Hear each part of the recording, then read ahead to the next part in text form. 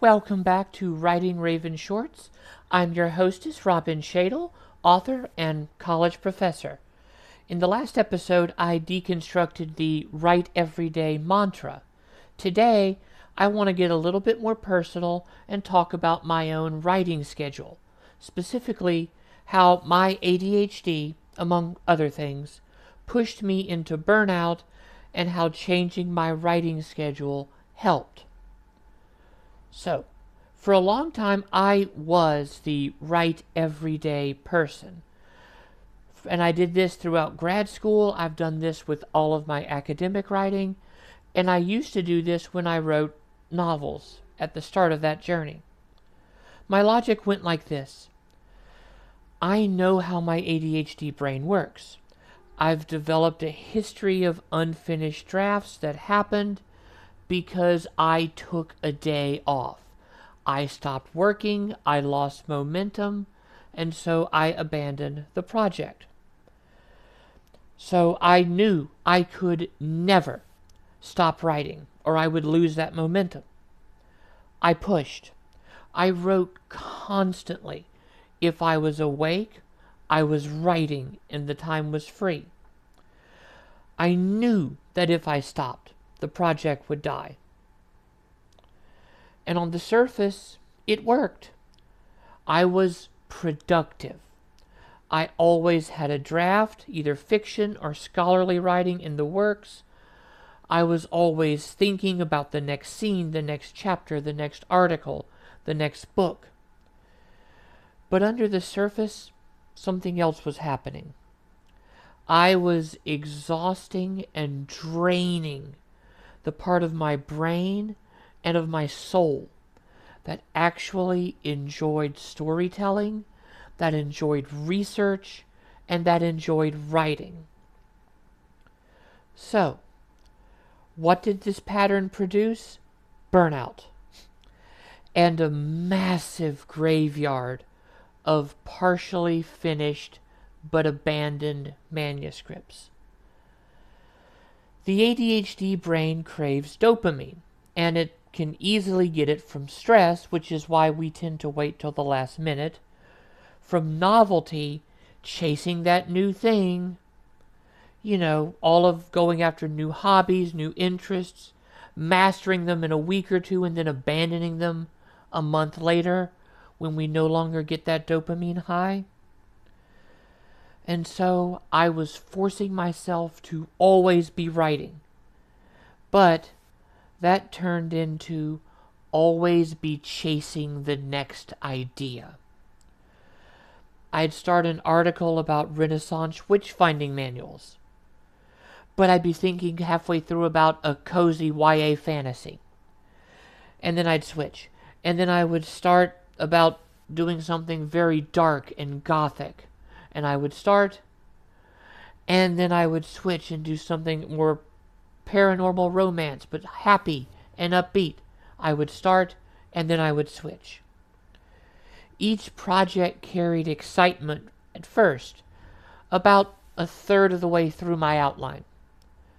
But at that point, the work and the demands of life all combined to lead to exhaustion and boredom while my brain drifted in search of a fresh hit of novelty dopamine. And so the result was no longer a stack of finished projects I was proud of. It was a stack and a pile of half-completed projects I had abandoned in shame.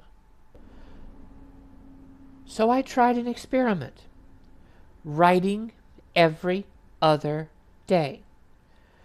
And the analogy that brought this to my mind was weightlifting, which I don't do, but one of my best friends, Heather Fox, does. And weightlifters will tell you they don't train the same muscle group intensely every day without rest. That's why they have leg day, arm day, core day, cardio day. They build in recovery days so their muscles can repair and grow stronger. So I applied that logic to writing. On the writing days, I would write. On the off days, I would give my creative muscles space to recover. That didn't mean I stopped thinking like a writer. It means I stopped producing new words. I might read a book, play video games, watch TV, spend time with my friends, play with my cats. I let my brain refuel. I let the ideas I had simmer instead of boiling them to the point of dryness. And the changes were noticeable. First, writing sessions felt smoother. When I sat down to draft, my brain actually felt rested. I felt ready. I didn't feel like I was squeezing out the last drops of an empty sponge or going to that drudgery of a job that I hated. Second, the momentum that I was afraid of losing didn't vanish. In fact, it sustained me for longer because I wasn't burning myself out. I wanted to come back to the project. Third, I found it easier to focus on the task in front of me without my brain drifting to, well, what do we do next? What's the next story? What's the next article?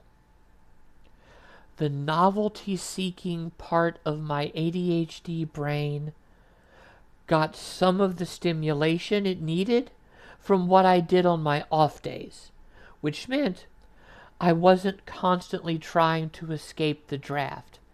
It also helped me do a better job of finishing video games and finishing books.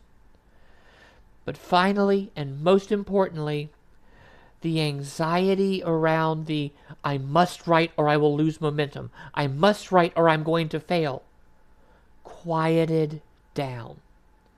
It didn't go away completely. That's what my therapist is helping me with. But it became easier to push the anxiety away with gentleness and self-love. Now, this did have the side effect of slowing down my output. I'm not cranking out 4 to 5 books a year, more like 1 or 2, possibly 3 depending on timing. But what I gained from that slower pace is huge. I'm happier. I enjoy the process like I did when I first started. I'm finishing projects instead of digging graves for them.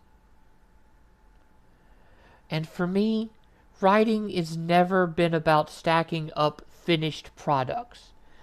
It's been about the joy and the pleasure and the passion of creating, of telling a story, and then of sharing that story with someone else in order to have that moment of human connection. And so, if you have ADHD, or if your brain just doesn't thrive on the daily or die mentality, try experimenting with every other day as a schedule. Treat it like a trial subscription, not a moral test. Notice what happens to your focus, your joy, and your drafts. Now, in the next episode, I'm going to talk about selecting writing software and some updates on what I've been writing. As always, like, share, and subscribe to follow along. Leave a comment telling me about your writing process. Until next time, happy writing!